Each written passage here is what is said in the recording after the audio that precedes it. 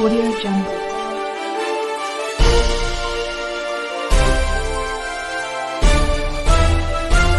Audio Jungle. 22 November 2020 இன்றைய சில முக்கியமான செய்திகளை பார்ப்போம். கோவிட்-19 தடுப்பூசி பெறும் முதன்மையான நாடுகளில் ஒன்றாக சவுதி அரேபியா இருக்கும். நிவாரணம் மற்றும் விமான நடவடிக்கைகளுக்கான மன்னர் சல்மான் மையத்தின் பொது மேற்பார்வையாளர் அப்துல்லா அல் ரபியா பார்த்திங்கன்னா கூறினார் என்பதும் தெரிஞ்சுக்கோங்க. அடுத்தபடியாக G20 மாநாடு 21-22 நவம்பர் 2020 G20 தலைவர்களின் உச்சி மாநாடு 2020 சவுதி அரேபியாவின் ரியாத்தில் பார்த்திங்கன்னா காணொலி மூலம் நடைபெறும் என்பதையும் தெரிஞ்சுக்கோங்க. சவுதி அரேபியாவின் முதலீட்டு அமைச்சர் காலித் அல் ஃபைசல் சனிக்கிழமையன்று பல துறைகளுக்கு அர்ப்பணிக்கப்பட்ட சிறப்பு பொருளாதார மண்டலங்களை அடுத்த ஆண்டு தொடங்க ராஜ்யத்தில் திட்டமிட்டுள்ளது என்று கூறினார்.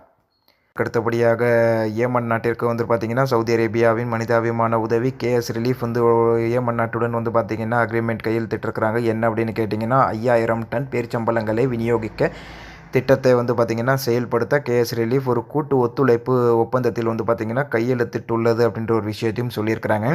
அதுக்கு அடுத்தபடியாக பார்த்திங்கன்னா G20 உச்சி மாநாட்டிற்கு ராஜ்யம் வழங்கும் நிகழ்வில் சவுதி ஃபைல்கன்ஸ் மற்றும் சவுதி ஏர்லைன்ஸ் ஆகிய ரியாத் வானத்தில் பார்த்திங்கன்னா ஒரு விமான நிகழ்வை வழங்குகின்றனர் என்பதும் சொல்லியிருக்காங்க. அதற்கான ஒரு சின்ன ஃபோட்டோவும் நீங்கள் பார்த்துக்கிட்டு இருக்கீங்க இப்போ ஸ்க்ரீனில். ஸோ இதுதான் அது.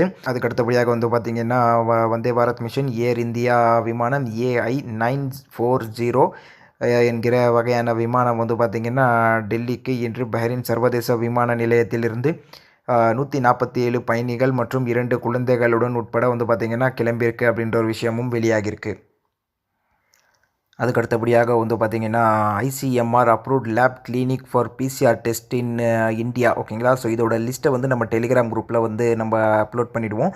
ஸோ நீங்கள் அங்கே இதை பற்றி இந்த லிஸ்ட்டை பார்த்து தெரிஞ்சுக்கலாம். ஸோ இந்தியாவில் எங்கெங்கே PCR டெஸ்ட் எடுத்தால் ஒத்துக்குவாங்க அப்படின்ற விஷயங்கள் அப்ரூவ்டு ஆத்தரைஸ்டு PCR லேபுலாம் அங்கே இருக்குது. ஸோ அதற்கான லிஸ்ட்டு எந்தெந்த ஊரில் இருக்குது, எந்தெந்த இடத்துல இருக்குது, ஹாஸ்பிட்டல் பேர் வகையான அட்ரஸோடு பார்த்திங்கன்னா உங்களுக்கு அங்கே லிஸ்ட்டு கிடச்சிரும். ஸோ தேவையுடையவர்கள் நம்ம டெலிகிராம் குரூப்புக்கு டிஸ்கிரிப்ஷனில் இருக்குது, அதில் லிங்க்கில் கிளிக் பண்ணி ஜாயின் பண்ணிக்கலாம்.